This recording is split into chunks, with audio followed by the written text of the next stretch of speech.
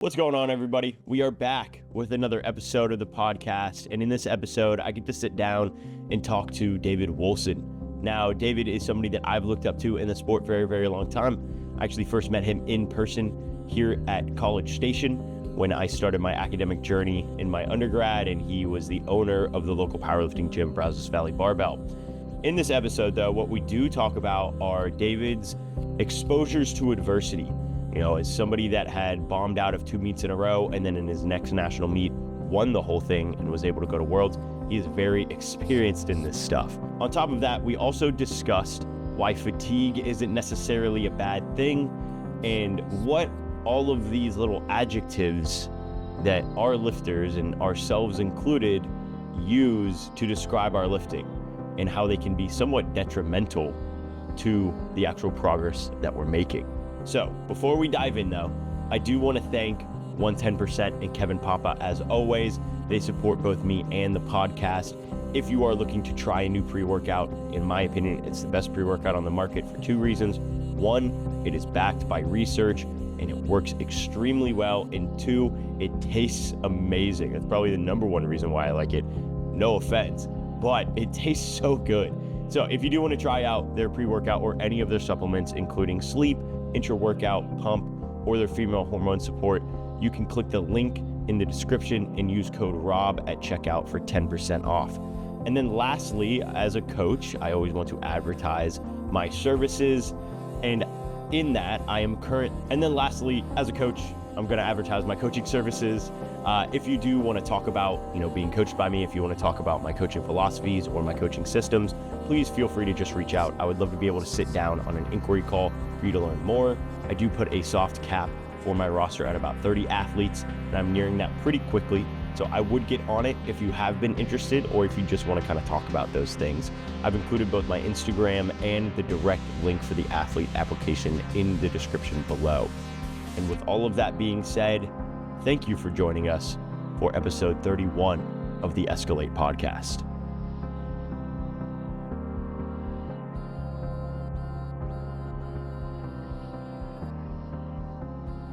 Welcome back. This is episode 31 or 32. I haven't decided yet. I'm going to film a solo episode somewhere after the one that previous to this came out. And today I'm sitting down with, somebody that I think a lot of people listening probably know, David Woolson. He's been in the sport of powerlifting now for upwards of 10 years. I think your first meet was in 2015, or at least that's what I saw in open powerlifting. And he's been coaching for a majority of that time as well.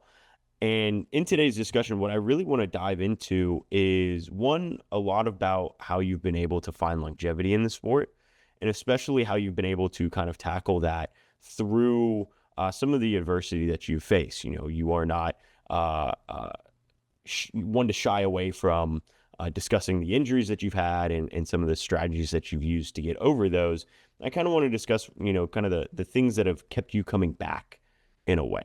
But before that, I do want to give you the opportunity to introduce yourself. So if you want to go ahead and do that, I'll give you the floor. Yeah, well, hey, look, it's good to even have you have the disclaimer on there that I maybe don't need that big of an introduction. So that getting my ego going right away is There we go. Good to get it going. David Woolson.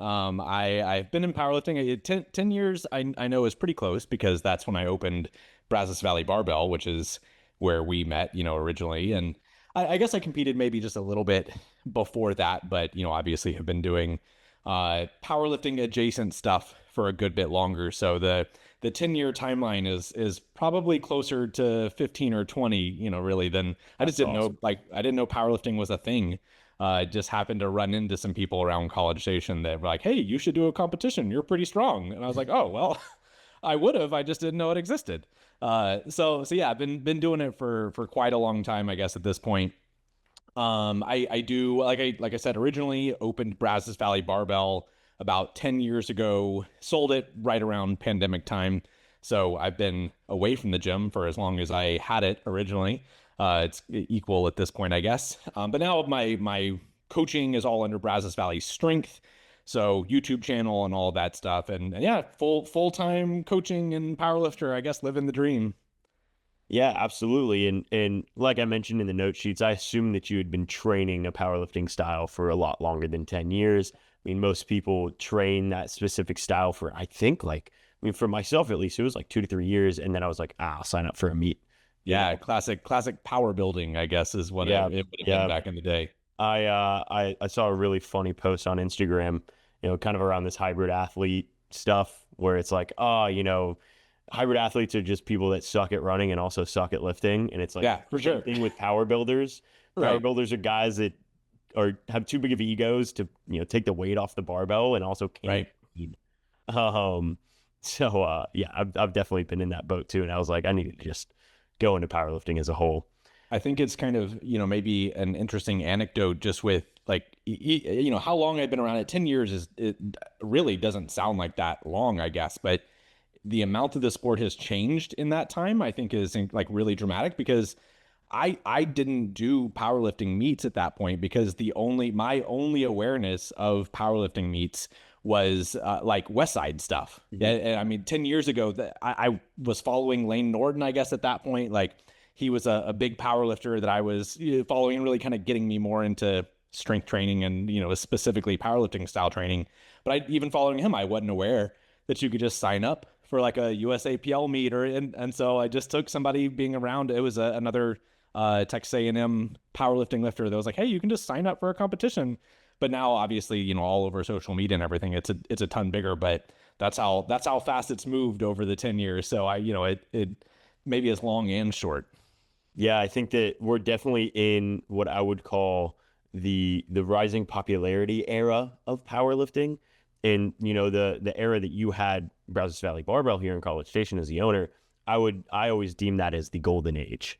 Hey, That kind of I 2015 to 2020 range where, USAPL Nats was still a spectacle and, everybody was hyped on, what their Wilk score was and yeah, going out and posting absolutely. their sushi spots and all that kind of stuff. Yeah. Yeah. Which, I talked about it recently too on a video that like I feel lucky that I got into it when I did because, I think I make good content and I think I, do a good job with my job and I've been successful as a lifter. But the road getting into powerlifting and like becoming a successful content creator and even like a successful lifter is like way harder than it was 10 years ago. So yeah, a lot of luck involved with that too. Yeah, absolutely. And I think that luck is something that's very interesting to note on your end because the way that I view luck is just work. If you work at something for a long amount of time, somebody's going to eventually say that you are lucky Sure. because you were given this opportunity and they only see the opportunity. And as someone that has been in the sport training, like you said, for 15 to 20 years, I wanted to ask you what some of the largest kind of, and I don't want to just, ask, oh, what are the lessons that you've learned? But in that same sense, what are the largest notes that you have to maybe other lifters that are just getting into the sport or nearing that point in the sport where they don't just have the linear progression that they saw the first 2 to 3 years? Now they're having to, periodize a little bit smarter and actually follow a stricter kind of training style. What are some of the things that you learned throughout that period of time that then you can maybe translate to them?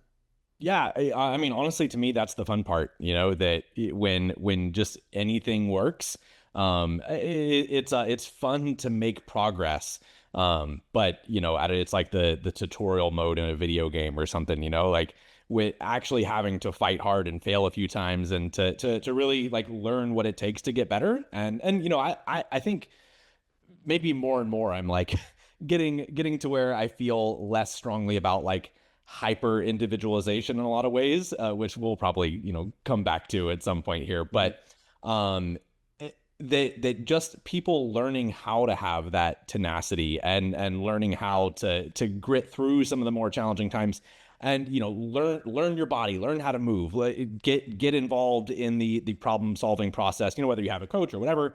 But like all of that stuff actually is the stuff that has kept me involved in the sport for forever, right? Like if it was just me showing up in the gym and just being an athlete or whatever, just going and doing my squats and trying really hard, I don't know that would be enough for me to keep me involved in the sport beyond the like I don't know, academic is the wrong word, but actually being engaged in how these things work. So there's a lot of ways that can actually come about, especially right now.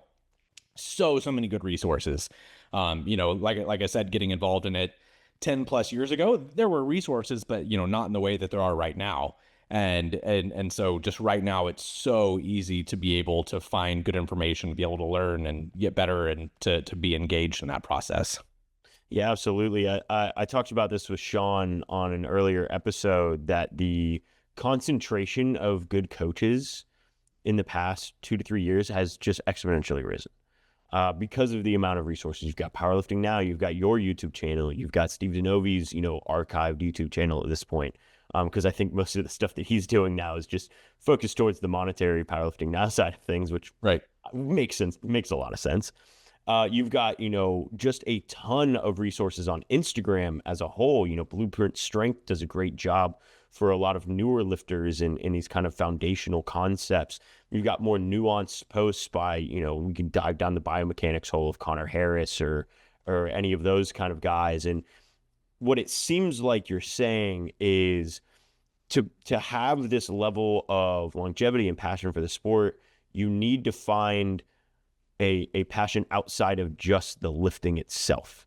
Yeah, I would certainly think so. I think that we've seen, I guess as I was saying that, I was even thinking about maybe like other people, let's say like Russell Orhe, who I think would consider himself like, purely an athlete. And I don't know that he cares that much about like why stuff is working with his training. And from watching his YouTube videos, I'm usually like, oh, Joey tells me to do it, and I don't think he cares. But I guess maybe the other side of that is that he uses his training stuff, as an outlet for creativity and all of that, and so there's expression within that, and like another big part of what continues to motivate him. And I would imagine that basically everybody, there's I can't think of anybody off the top of my head that's like purely just straight up athlete only, and they're not thinking about anything else, and they're just following what the coach says or just doing their thing and they're successful. Like, I don't know if those people exist. So yeah, I think that it matters a lot to kind of find what aspect of lifting, training, powerlifting, whatever, like really motivates you to continue to try your hardest at it. Yeah, and something that I've noticed from your training alone, correct me if I'm wrong, you're still self-coached, somewhat self-coached? Yeah, I worked with Mike T for a little over a year, but outside of that, it's 100. I've always been self-coached. That's very cool. I'm self-coached right now as well. For me, it's just a process of I just want to have. I'm selfish. I want to have a full grip on what I'm doing. Would you? So it's a little bit of a loaded question here, right? Because obviously, as powerlifting coaches, where our entire income is based on the amount of clients we have and retain, it would make sense for us to want people to get a coach. The more people that want a coach, the better our business is doing, the better that we can live as a whole, and we can provide a better product because we have more people to base that product off of, more experiences to program from, all of that kind of stuff. However, I do want to ask, do you think that there is any benefit to newer lifters self-coaching? And if so, is it a benefit of just trying out a bunch of different programs that you might see online, whether that be Candido or Steve Denovi's stuff, the PR performance stuff, or actually diving into the, understanding of what periodization is, understanding of what, it means to have a threshold for volume or a threshold for intensity? Which one of those do you think would be better? And as an overall question, do you think that that's kind of necessary or a good thing for a lot of newer lifters to do? I feel like I could almost whichever stance you took, I could make a pretty strong argument against it. Like if you said every lifter needs to get a coach early on, I'd be like, hold up, I can, fight you hard on this. And I would say the other way, I would feel pretty strongly about true as well. I don't think that I have a great feeling there. Like where my confidence really lies. When I started, getting into lifting in the first place, I remember running 5-3-1 for at least a year and a half, maybe longer, and just over and over and over again. And I made good progress. And, I always like thinking about these things because was that something that I did, because I had belief in it or whatever, or is like maybe there's it's an example of personality traits that I have that maybe have like led me to be successful or like have led me to make certain choices later on. Like I was willing to run a very basic program for like, I know for sure at least 18 months over and over and over again. And I was making good progress, so why change it? So, I think that boredom wasn't something that was an issue for me. But, I also just made a video on like how making sure people are like invested and excited about their training and all of that stuff really matters. And so is that something, is somebody jumping around and like trying to find what really excites them and kind of styles of training that make them invested and having that exposure to other options? Like, is that a good thing? Or should they just like get in there right away and just like try to discover it or like hire a coach to help them?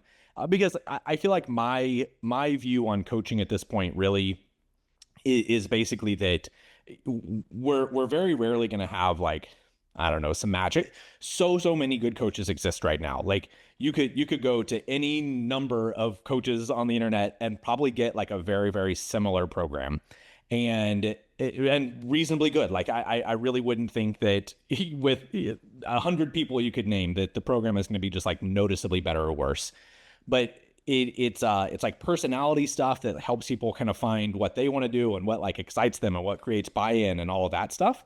And then just speeds up those little inflection points, right? Like, we've mentioned injuries, like that's going to be a big part of it. And I think that coaching matters there. Like there's big moments like injuries where coaching can really help and help people have confidence and like continue to be motivated where otherwise they just stop.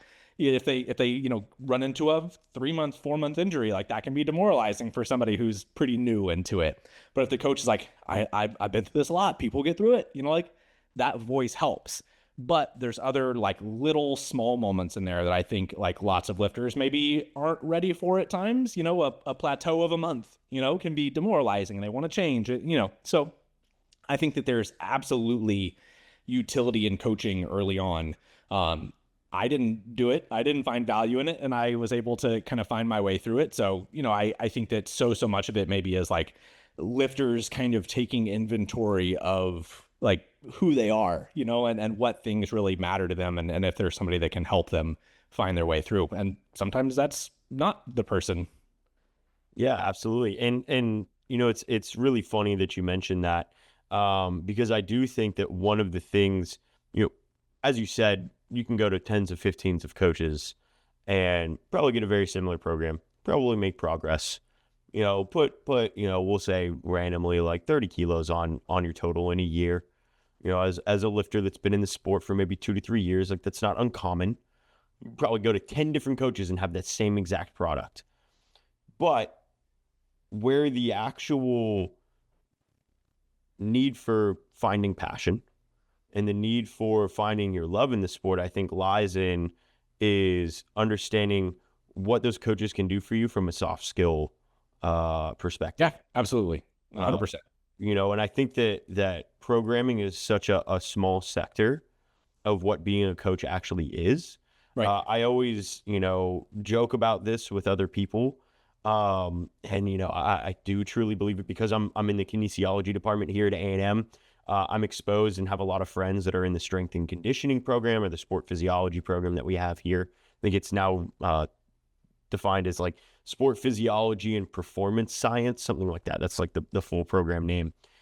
And I always laugh and I'm like, man, I think that if any powerlifting coach talked to like an actual strength and conditioning coach, they'd get laughed out of the room. Not because of like the ideologies that they have, but just the actual passion for the coaching side of things. Sure. Outside of just like, you're pushing your lifters too hard in the football, weight room. Like they don't need to be doing, AMRAPs on squats or whatever. And it's like, right. You know why that works? It's because those football athletes are getting fired the hell up. Yeah. And I think that a lot of newer, younger coaches or newer, younger athletes, they kind of don't pay enough attention to that side of things. I am, very much so in this space as a coach where I love to apply pressure to my clients. On a week 4, I will very easily, or a week 5, whatever the last week of the block is for them, I will very commonly text them a message on Discord or send them a voice message and be like, hey man, you better not fuck up today. Like, this is it. Like, this is what you've worked for. Past 4 weeks is this specific day. Like, let's get after it. Stuff like that. And I think that, that obviously comes from my experience in the strength and conditioning sense and having, kind of one-on-one personal clients that are in person. To kind of wrap that up and end my rant here, I think that finding a coach that has the same amount of soft skills or the soft skills that you specifically need is really, really important. And it's something that, people who are looking for coaches need to be paying attention to. It's not just whether or not they have a large roster that's successful. It's what do they provide outside of the programming itself. Yeah, maybe I have like two little thoughts on that. Is I have absolutely come full circle with what you said. Is that I don't know, 5+ years ago, I would have been critical of like, man, the Alabama strength and conditioning coach, it gets paid $500,000 a year, and like, that training is bullshit, and they're just working those guys too hard. I'm like, that's some nonsense. And then like now I'm like, look, you get people to try hard, you get people fired up, like you cultivate like team mentality, and like, I don't know, that seems like it's probably a bigger deal, And so I've come around on that like a lot, and I think my coaching philosophy has had like a lot of stuff within that. But, I think that maybe especially recently I've had more awareness of like us as content creators. When we are trying to make content, a lot of times we're talking about stuff that's like, I don't know, kind of at the margins, and like, what is fatigue? How many sets per week should we do? And like, should we cue like knees forward on squat? And like, sure, like those things are real, like absolutely that stuff is real.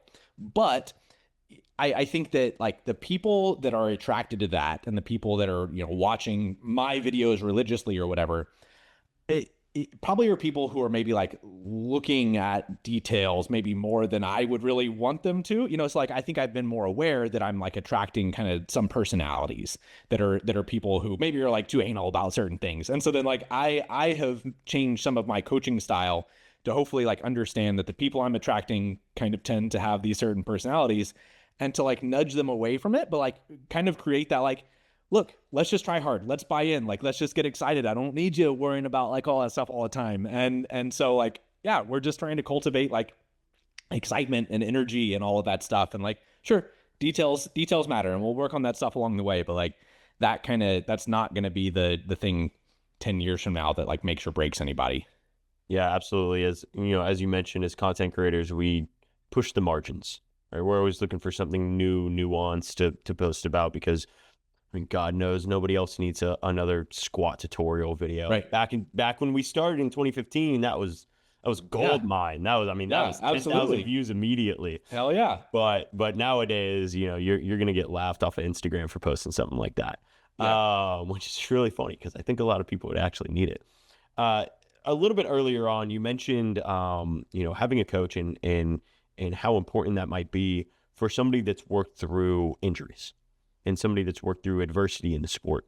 And you are not a foreign person to what adversity looks like in powerlifting. I'm probably more familiar than anybody else. Yeah, you've had your fair share of injuries. You've had your fair share of adversity and just performance without injury. I mean, not to bring up a sore subject, but I was there when you bombed out for the second time in a row to meet at the Aggie Showdown, and that was obviously not a very easy thing for you to go through. Yeah. And I want to ask you, during those times, going back to this idea of longevity in the sport, during those times, what are some of the things that you continue to maybe tell yourself or return back to when it comes to continuing to compete and show up in a way? I think so. A lot of this, is timing. In that, like back then, I was looking to win nationals, and it, very early, I was a younger lifter and all of that. Had big like hopes and dreams and all that stuff.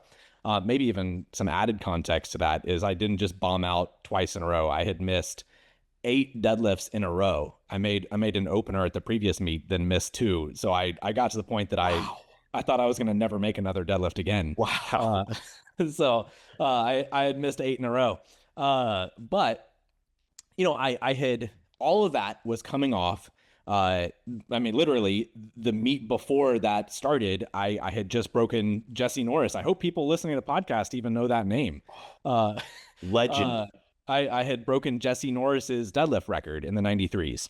And so I was riding high, and I was like, really confident things were going well. And I was like looking to win nationals. And so like so much of like that moment for me was this kind of, blind self-belief and, not always lifting to the highest standard in training. And just like, I don't know, maybe I have, again, I'll be able to play devil's advocate on both sides of this whole argument for myself, but maybe pushing too hard and not, being ready for one, the pressure at big competitions like that, and like having expectations and, all of those things kind of adding up, but like literally just not locking out my deadlifts well enough, or like not lifting to the standard and, kind of being higher on myself than I should have been because I just broke Jesse Norris's deadlift record. Like, you're hot shit, And like once that happened, especially after the second bomb out, like I was frustrated in the moment, and I think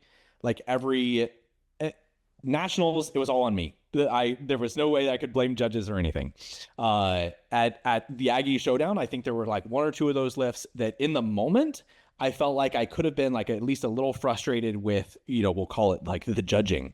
And I remember like in that moment, like having, because people were telling me like in the gym, people were like, oh, the judging was bullshit. And I was like, you know what? Maybe like, maybe like stuff could have gone different and I could have gotten away with it. But like, if it's that close, whose fault is it really? Like, am I going to keep, I'm somebody who I'm telling myself that I'm going to be the best and I'm going to win nationals. And now I've missed 8 deadlifts in a row here, right? Like, do I get that call? And so what, right? Like, I'm going to run into this forever. And so I was like, it doesn't matter to me whether I felt like that should have gone differently on like, I should have gone a down command or whatever. Like, I need to be better. This is me. So like, what can I lock out better? Of course I can lock out better. And how do I do that? I just train to a better standard all the time. And so from there, I think I don't know that I've missed a deadlift that just wasn't straight up on strength since then. Like there hasn't been any sort of like technical issue or like, I've missed 8 deadlifts in a row. And I think the only deadlifts that I've missed beyond that were deadlifts that I've like pulled for records or wins, like I just was better. And so I think that those moments were like clearly impactful for me, that like I had to make that choice, that I was in control and that I could be better, and I was better. But I also think about those moments too, that I was in a position that I already had like a lot of hype and confidence, and that I was like facing adversity or facing negativity on a higher level. But I also was like already in a position, like I was successful and I had success. And those moments might be more challenging for somebody who's like, let's say early in the sport and they have like a tough competition, they have bad lockouts and they go, 4 for 9 in a competition. Like, that's probably harder for that lifter to overcome, than the person who's just broken a record and like has success and has like some traction online and all of that. So I have reflected a lot on that. Like, how did I handle? I think was really good. How would I help somebody else handle those moments? I think it really depends on like where they are and what the personality is and all of that stuff. And it was a big defining moment in my career for sure. And in a lot of ways, I'm glad it happened. Yeah, absolutely. And the thing that keeps coming into my mind when you talk about how you battled that and how you kind of, came out on top, which, I would say at the end of the day, you did come out on top of whatever that adversity is mentally, because the next Raw Nationals, you won. So yeah, right. Sure. It was like kind of an FU to everybody that was hating. Right. Like, yeah, watch me actually win this meet now. I actually forgot about that as I did one meet after that, and I know every deadlift I approached, I was like, you're going to miss it. You're going to miss it. And I like walked away like, oh my God. And then I won nationals. So yeah. I do remember that moment being like a big deal for me. And that exactly, I was like, fuck all y'all. Like, I knew I could do it. I just needed to get my shit together. But I think that like does matter, that people can have that context, that I was doing terribly. And then like, I fixed it. You just do it. Just take control, Mm-hmm. and I think you can be good.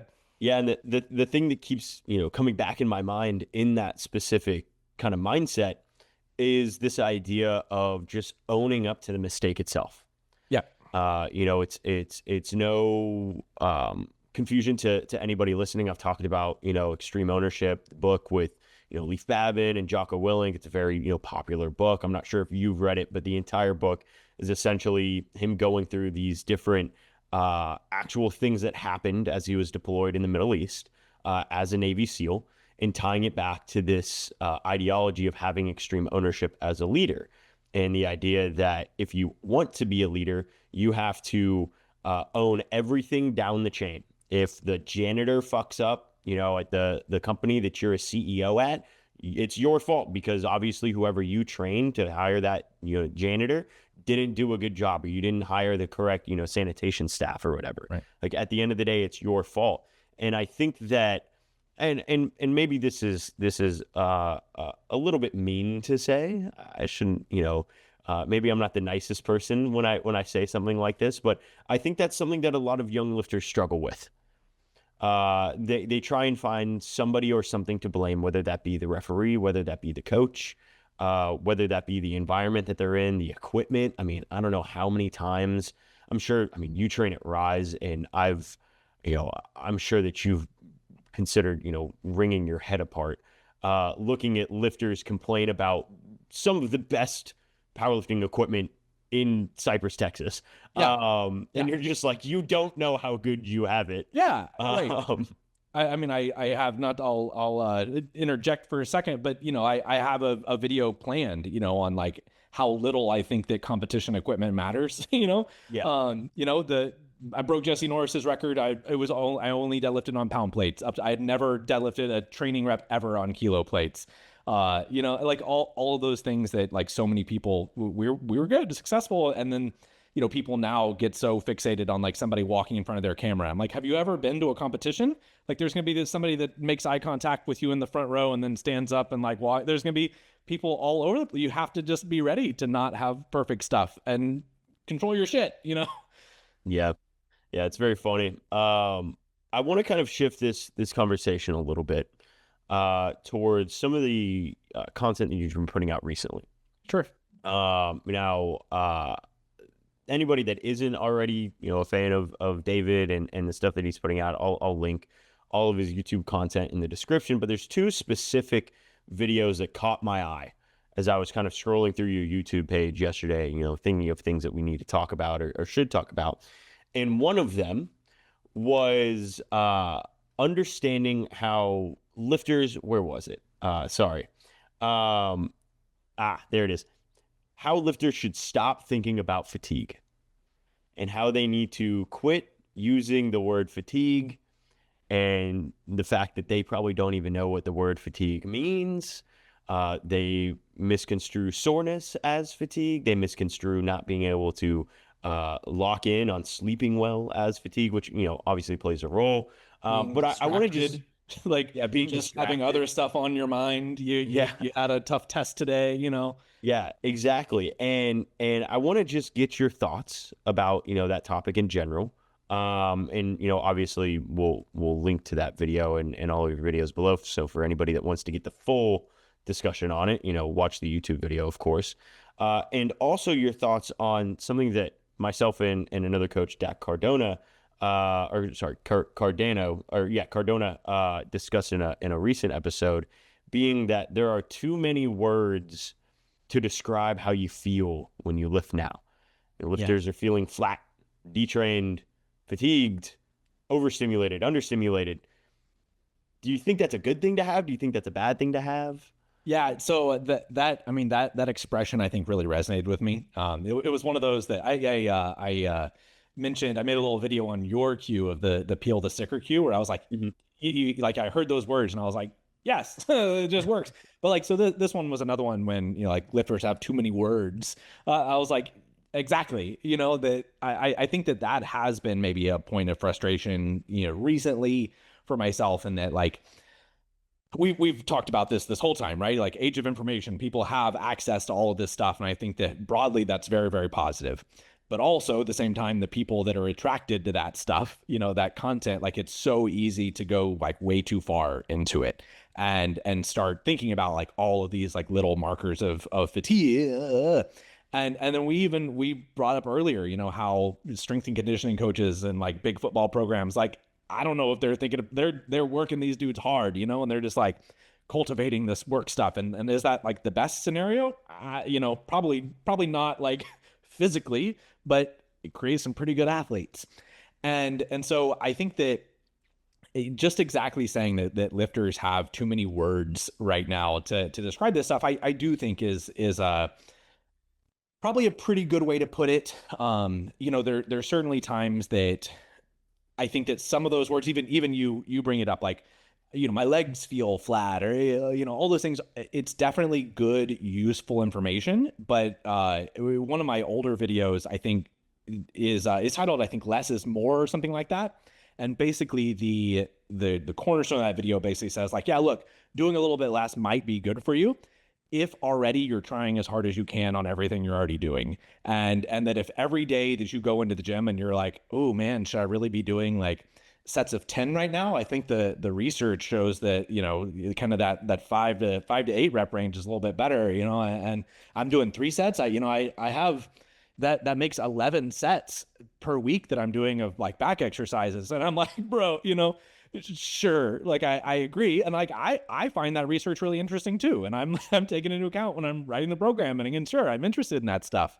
But just like working hard has to be the core kind of fundamental, cornerstone of I think physically, but also just the mindset that my whole thing with the Stop Thinking About Fatigue video is that people go into the sessions and like the first thing that they're doing is taking inventory of like, how do I feel today? Do my legs feel fresh? Is the bar heavy on my back?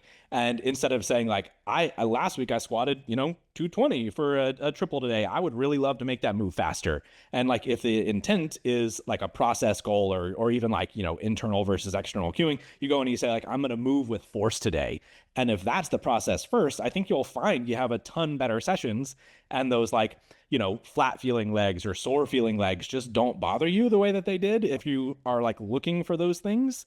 And so I think that's like, sure, after 3 or 4 sessions in a row, if this session consistently just feels like, it's terrible and it's gotten worse every week and you're trying your hardest, I think that that's pretty good information. And the words that you have to describe what you're feeling on that day probably matter, and they can help me make better decisions or help both of us make better choices. But like, if every session from week 1, week 2, you're going in there and thinking about like, oh, my legs are a 2 out of 10 soreness today. Is that appropriate soreness for this day? Like, I don't know. I'd really rather you not talk about that. So That's so funny that you mentioned that. I have a term for this. Being at A&M, it's obviously a large engineering school. A lot of the people that are on the A&M powerlifting team tend to be engineers. I don't know what it is about powerlifting as a whole. It is an engineering sport. Hey, my major before I dropped out of college was engineering at A&M. So there we go. And I have a term for this called engineer brain. Yep. Where as an engineer, it is your job to figure out things that are wrong within a system and try and improve that system. And people that are engineers or think like engineers in the sport of powerlifting then use that in their actual training. They try and find what's wrong in a training session before understanding what is going right. Like you said, before they even walk in, they're taking inventory of, oh man, I feel like my legs don't feel as good as they did on this one specific day 6 blocks ago. And it's like, right. That means already today's going to be a bad session. Let me text my coach real quick. Like, we need to lower the load, or we need to change something within the secondary day to make it less intense or anything. It's like, I don't know, man. Or maybe you're just in the middle of prep. Yeah. And, we're raising a workload threshold across, a series of 3 or 4 blocks that is obviously going to end in a taper week in kind of this super threshold, push of strength. And you have to go through this specific thing right now of feeling like shit to get into the super threshold part of everything. So that always makes me giggle, having like, people talk about, I just feel flat. I feel bad. I feel this. I feel that. I'm like, okay, cool. Like if this is a trend, I'm going to pay attention to it. I think maybe the, in the engineer analogy there, maybe saying instead of going and like looking for the problems right off the bat, it should be like an actual stress test. You go in Yeah, there and the system is ready to go, right? Well, let's challenge it. there we go. Let's see, what can the system hold? Oh, it held. We're pretty good, Yeah. so we can keep doing stuff. No, absolutely. And I think that from even a cognitive standpoint, I've talked about this multiple times. From a cognitive standpoint, when you're paying attention to all of these small little details within your training session, you are now allocating cognitive resources towards things that aren't you lifting. The brain is amazing. I studied the brain. The brain is a fantastic thing. It's so cool. It's what is allowing us to have this conversation, create this content, and have creative outlets that you post on YouTube and I post on the podcast and on YouTube. It's amazing. However, it has a limit. There is a specific limit of resources and neural resources that you can have, and there's a lot of dual task motor neuroscience or motor learning and control research that shows that when you overload the cognitive side of the brain, we think of premotor and motor regions such as the supplementary motor area, or even executive functioning regions like the dorsolateral prefrontal cortex, where decision making occurs. When you overload those regions and also try and do a motor task, you suck at both. You suck at both things. And having, it would be really cool if you're good at describing how movement is for yourself and then suck at, the actual thing, because then maybe we can find a solution. But if you're trying to do both at the same time, you're going to suck at describing it and you're going to suck at the actual movement. So coming to a coach and describing what's going on, we're not going to know what to fix. Right. And so going into the session, and you've posted about this too, being distraction free, being off your phone, that's another thing. Making sure that you're able to put out a certain amount of effort and intent to not only the actual competition lifts themselves, but also the accessory lifts afterwards and the warm-ups and whatever PRI drills or warm-ups that you need to do to get ready for the lift. All of that is important. And if you're focused so much on what you need to tell your coach to have this day go better, you're never going to actually see how this day can go better. Yeah. Right. Yeah. If you start by prioritizing, all those little things, staying off your phone, getting yourself mentally engaged, trying hard, warming up with intent, moving with force, all that stuff, visualization, all of those things. And then you still consistently have some issues, like, all right, but yeah, if every day you're telling me, man, I came in with my quads feeling a little sore and I did some mobilization drills and I spent 30 minutes foam rolling, my quads still didn't feel any better. And, they were probably only a 2 out of 10. I'm like, maybe we need to worry about some other stuff here, man. Yeah, maybe you just need to try harder. Yeah, right. Yeah, that would be sick. Now, talking about the concept of fatigue, you had obviously just explained why lifters shouldn't be caring about fatigue. Maybe they're overthinking what fatigue means. Now, you also posted another video about how overshooting or pushing the level of your strength on a specific day might not necessarily be a bad thing.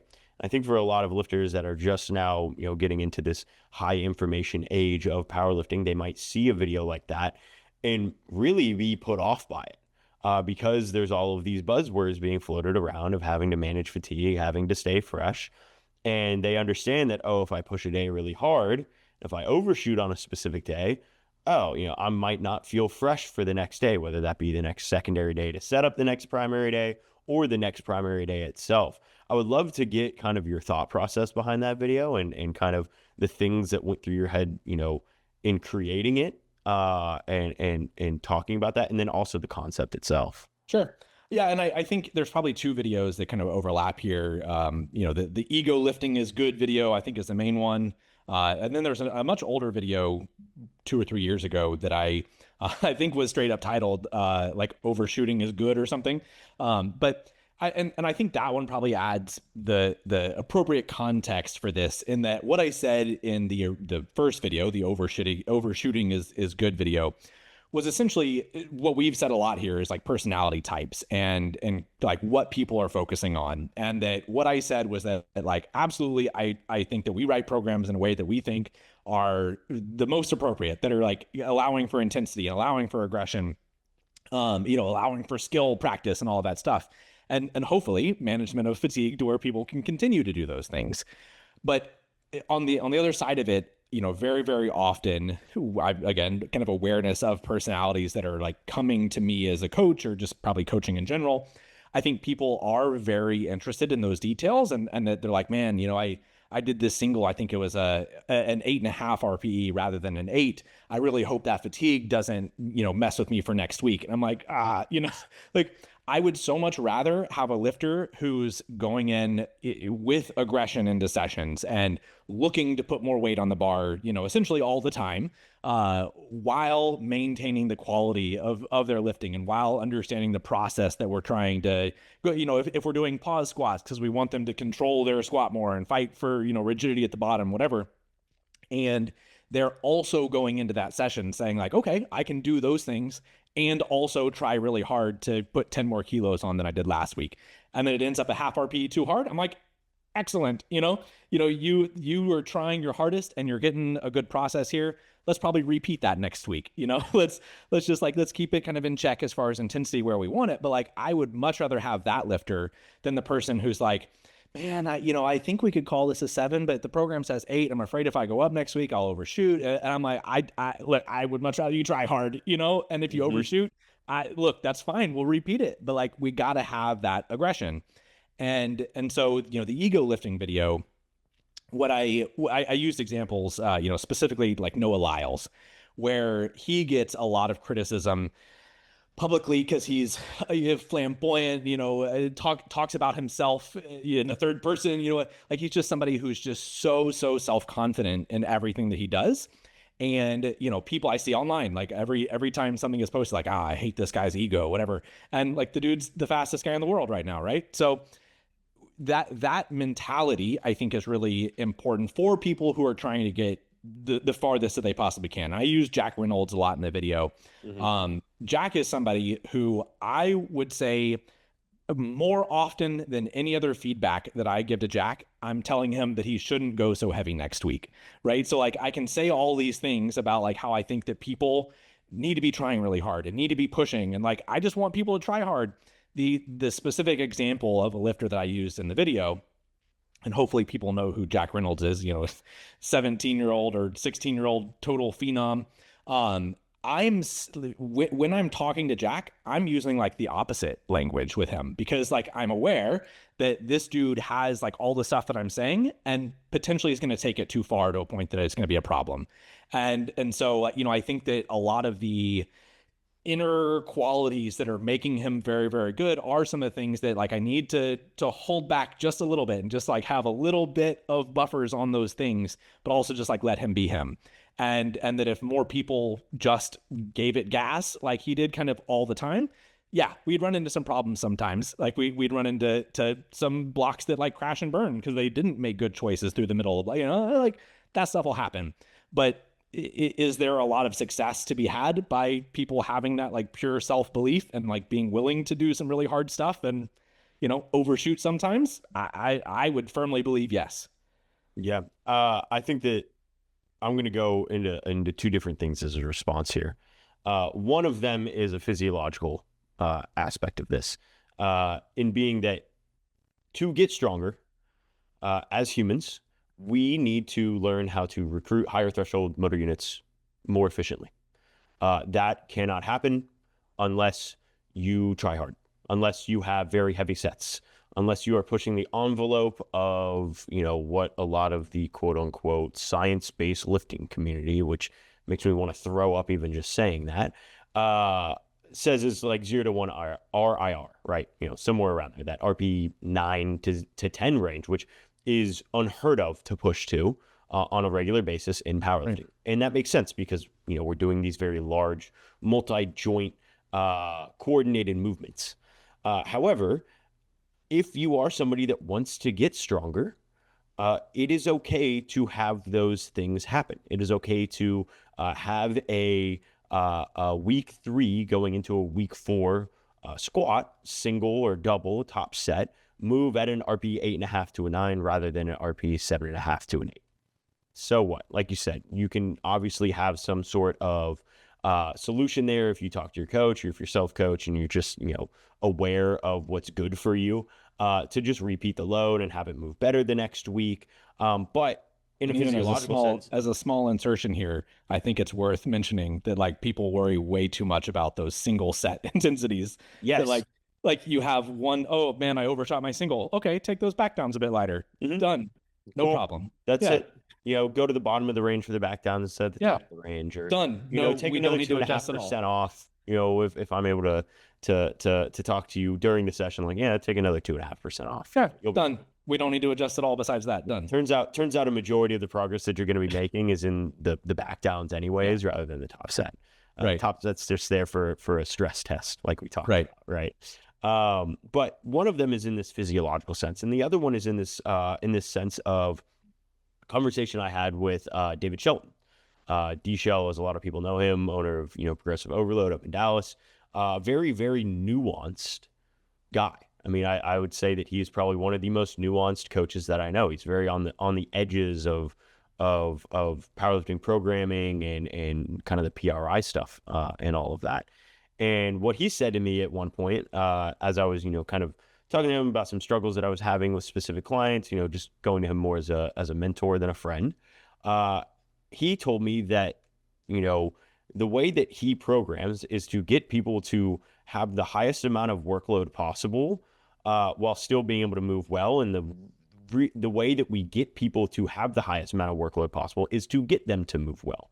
And something that you mentioned is very along the same lines of that is, hey, I'm okay with pushing somebody very, very hard, so as long as the actual quality of the movement doesn't decline and they're able to actually recover from that.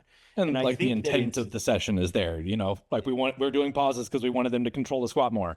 They can both exist. Exactly. And I think that it's a little bit of a mindset shift that I had personally, because I was very bought in for the past probably 2 to 3, almost 4 years on this minimum threshold or minimum effective dose style of programming, where you have somebody have the minimum amount of volume as possible, because that keeps the ceiling very, very high. You don't want to immediately push them to 5-time bench frequency, because from there, where do you go, right? It's very hard to then recover from 6 times if they're already not recovering from 5 times. And I think that it's a very similar mentality here of, hey, it's okay to go past that minimum threshold. It's okay to go past that minimum effective dose, so as long as they are still moving well and they're able to recover well, right? I mean, I would love to get kind of your thoughts on that. Oh, and I mean, I think that the last sentence right there, I think is an important thing, because I think, I mentioned it earlier that I think my view of coaching mostly probably is that right now, most coaches, including myself, probably think we know more than we really do. And that like our ability to like discern good information from like very complex systems is just not that great. And like we're doing like an okay job. Like people are getting stronger. People are the strongest they've ever been, in powerlifting. And so like we're doing pretty well. But with so many things that can influence, performance on a day, distractions, like you had a tough conversation with your girlfriend, like all these things, you slept an hour less and you're aware that all this stuff adds up. And that if people just like aren't willing to go in there and give it their all, I think that they are just never going to find that capacity at the end and have just so much more availability to challenge those limits than they really ever thought in the first place. You may have to edit. Tell me your line again. I had something to say based on a specific your line. I lost my own train of thought. The last thing that I said. Yeah. Being able, the workload's allowed to be high, so as long as they're able to, recover from it, and also the movement quality doesn't decrease. Right. So like us as coaches, kind of thinking that we know more than we do, I think oftentimes may find some stuff like that. Like, man, I really believed this was the appropriate workload, and then we get a lifter that's like always going hard. And then we're like, that's going really well, And so all of a sudden it's like, okay, like my kind of normal biases as far as what like I really would have gravitated towards. I'm like, man, that lifter shouldn't really be overshooting right there. I don't know. They got, 10, 15 kilos on their squat in the last like 1 or 2 months, So I think that sometimes we just have to be like open to letting that success happen rather than feeling like we know all those answers. So yeah, like I think that starting off is like, let people like try hard and find, and then it's pretty easy. Maybe another like tangent with this is that people view, fatigue or whatever as this like big, huge boogeyman. And what's the worst that can happen? If you do like 1 or 2 weeks and you end up in a state where like, man, my lifts have kind of dropped off. I'm doing too much work. Like I'm pretty fatigued. Like, okay, well, how bad of a situation is that really? You're like, oh, okay, well, let's let's do a little deload week, and we spend like 1 or 2 weeks, we get the groove back, and like, oh, okay, fatigue's gone, right? And then we cut out 1 or 2 of those sets, and like we're back in normal training flow. And I think that people just maybe have this idea that as soon as fatigue is around, that like training progress for the next, I don't know, month too, like it's gonna be wrecked, And so people are so afraid of that moment that they're unwilling to challenge it. And even like as coaches, like we want to continue to like see progress. And like, I don't love it when people have, a week or two in a row to where they're like clearly getting a little bit worse, like that doesn't feel good for me either. And so okay, well, let's take a step back and reset. So, I think both sides, both parties potentially just like need to be okay sometimes, like letting that stuff happen rather than feeling like we know all the minutia.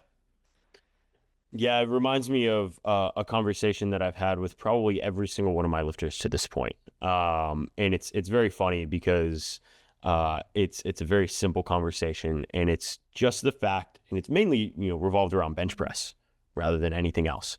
And it's the fact that bench press more than any other lift, you can maintain this very high level of soreness and fatigue and still have performance skyrocket. Because obviously the musculature is a little bit smaller, it's less absolute intensity on the body. Obviously those that bench 240 kilos might not have the same response or thought process as me. But for a lot of the lifters that I have that are, benching in the 120 to 160 range, it's like, you know what? If fatigue is present over 3 blocks, you're probably still making progress. And it's essentially just understanding this, fitness fatigue performance curve that we, kind of refer to a lot as coaches, and the fact that fitness and fatigue are pretty much, fitness being your actual performance, I should say. Right. Fitness and fatigue are pretty much linearly related on a graph. If fatigue goes up, fitness is probably also going to go up, and performance is going to go up until a certain inflection point.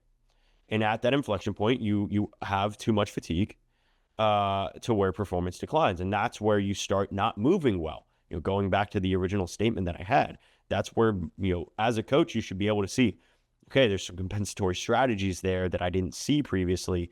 Maybe they're doing this because the workload's a little bit too high. And then that can even eke into, a higher risk of injury. Their hips start to snap up, or, they get a sore lower back that then becomes a painful lower back. Right. And it's just understanding as a lifter that fitness and fatigue are related. They are linear related up until that specific point. Now, for everybody, that specific point is going to be different. If you're a female lifter, very light female lifter, it's going to be a lot higher.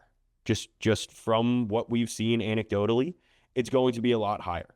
If you are a super heavyweight male lifter, it's probably going to be a lot lower, and your periodization is going to be a lot more kind of cut and dry of going back to an RP5 every single 4 weeks or 5 weeks versus, like I said, a female lifter may be able to kind of have almost what looks like an emerging strategies thing where it's like RPE8 every single week. Right. And so I think that's a definite thing, that if you are a lifter that hasn't heard of that fitness fatigue curve, just look it up. As soon as you look it up, you'll be able to see it, and you'll be able to see exactly what I'm talking about, where at some point there's an inflection and fitness starts to die off and fatigue, continues to go up, and you feel like shit, but it all comes back to this idea that you probably aren't moving well in the first place, and you probably aren't recovering well from it. Right.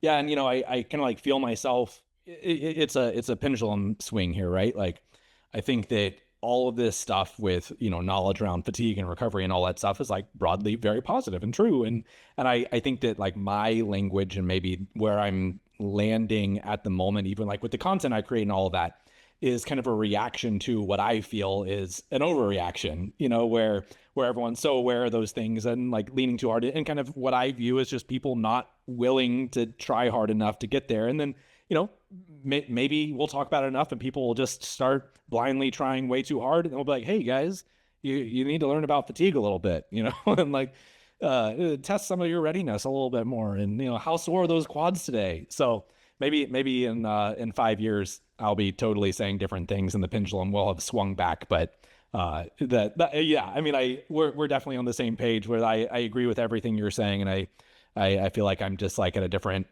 I have gone further with the swing to you towards like people just need to try hard. That's really all it is. Yeah, I feel so bad for the people listening to this because I think it's like the third or fourth episode in a row that I've been, old man yells at cloud, just try harder. Give yourself like another like how old are you? 28. All right, so you need 6 more years and you'll be yelling even louder at the clouds like me. Yeah. And who knows, maybe like you said, time is a flat circle. Maybe we'll be yelling at the complete opposite thing that we're will you guys right not get enough sleep? Can't you tell your quads are sore? Yeah. Well, I think this is a great place to end the conversation. I want to give you an opportunity to plug anything, your YouTube channel, the Instagram page, anything else that you've got going on. And of course, I will link everything that you mentioned in the description below. Cool. Yeah. It's really Brazos Valley Strength is the YouTube channel. If you find Brazos Valley Barbell, you're maybe in the wrong place. That's me too, but there's no new videos coming there. It's all Brazos Valley Strength now. And then my Instagram is just David Woolson, and it's the combination of my own lifting and little reels, educational reels, and all of that too. But that's really all there is to finding me. Sweet. Well, again, thank you for coming on. I really appreciate it. If anybody has gotten to this point in the episode, thank you for listening. It would mean the world to me. It's very easy to, rate the podcast on Spotify, Apple Music, anything like that. And also follow it on any of those platforms or follow the YouTube. Everything that David said needs to be in more ears, I feel like. And that is a very easy way of promoting it and getting it into more ears, is just kind of helping me out by rating and following. So if you've gotten to this point, I appreciate you mucho. And as always, continue climbing.